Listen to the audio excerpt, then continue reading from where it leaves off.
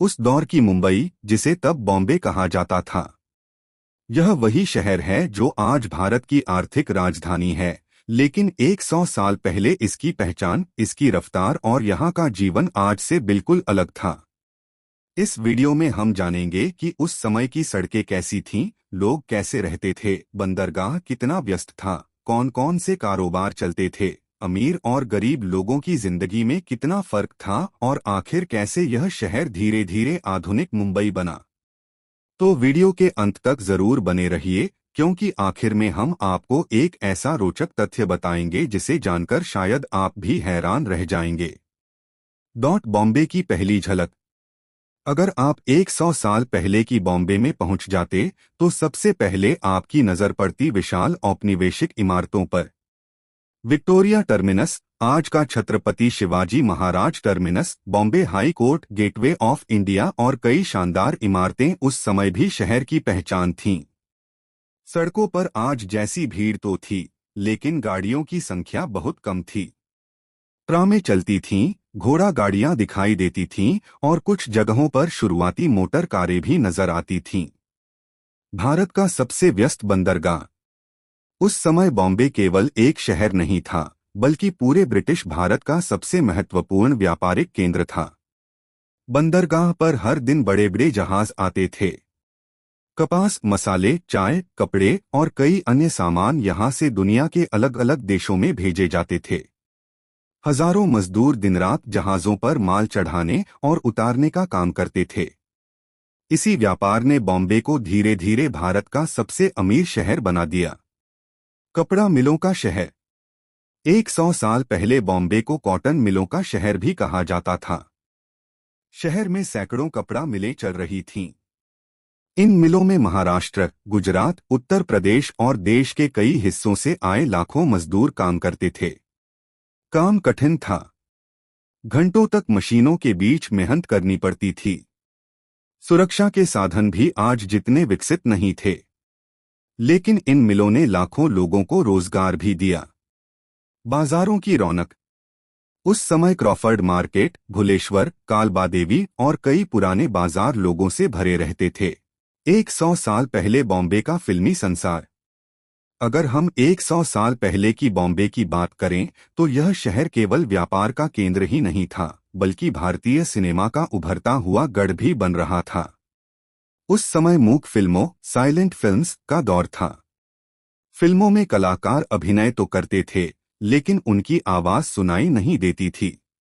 कहानी को समझाने के लिए बीच बीच में लिखे हुए संवाद स्क्रीन पर दिखाए जाते थे।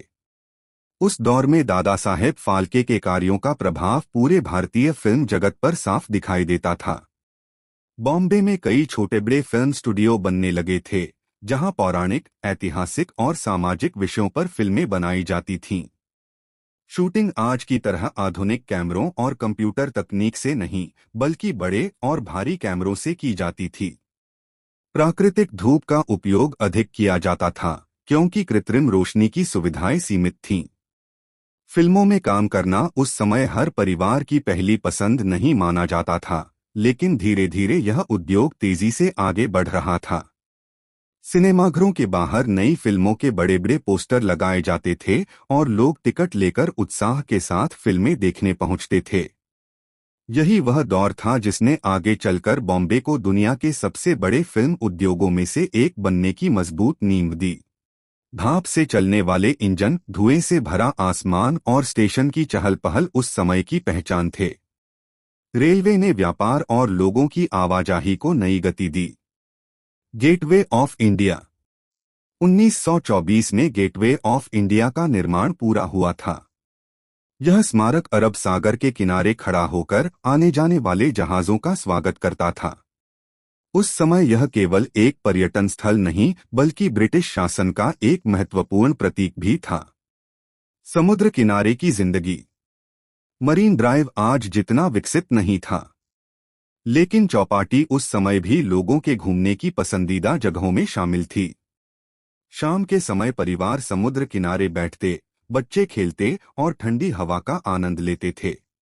1875 में बना, यह मुंबई का सबसे पुराना सक्रिय डॉक है। 1920 के दशक में यहाँ सुबह सुबह मछलियों की बड़ी नीलामी होती थी और यह शहर की खाद्य आपूर्ति का महत्वपूर्ण केंद्र था।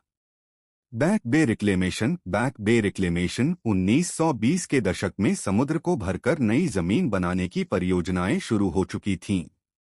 बाद में इन्हीं प्रयासों से दक्षिण मुंबई का स्वरूप काफी बदल गया।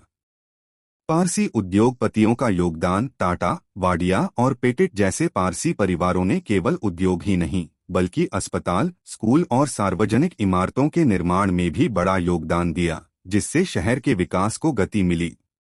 कॉटन एक्सचेंज उस समय मुंबई केवल कपड़ा मिलों के लिए ही नहीं बल्कि एशिया के प्रमुख कपास व्यापार केंद्रों में भी गिनी जाती थी। यहाँ तय होने वाले दाम दूरदराज के व्यापार को प्रभावित करते थे। क्या आप जानते हैं कि लगभग 100 साल पहले भी बॉम्बे भारत के सबसे महंगे शहरों में गिना जाता था? क्या आप जानते हैं कि उस समय हजारों लोग केवल रोजगार की तलाश में हर साल इस शहर में आते थे? और क्या आप जानते हैं कि आज जिन इलाकों में करोड़ों रुपए की संपत्तियां हैं, उनमें से कई जगह कभी खुली जमीन, गोदाम या छोटे गांव हुआ करते थे? अगर आपको इतिहास से जुड़ी ऐसी ही अनसुनी और रोचक जानकारियां पसंद आती हैं, तो इस वीडियो को लाइक करें, अपने दोस्तों के साथ शेयर करें और चैनल को जरूर सब्सक्राइब करें। मिलते हैं अगली ऐतिहासिक यात्रा में।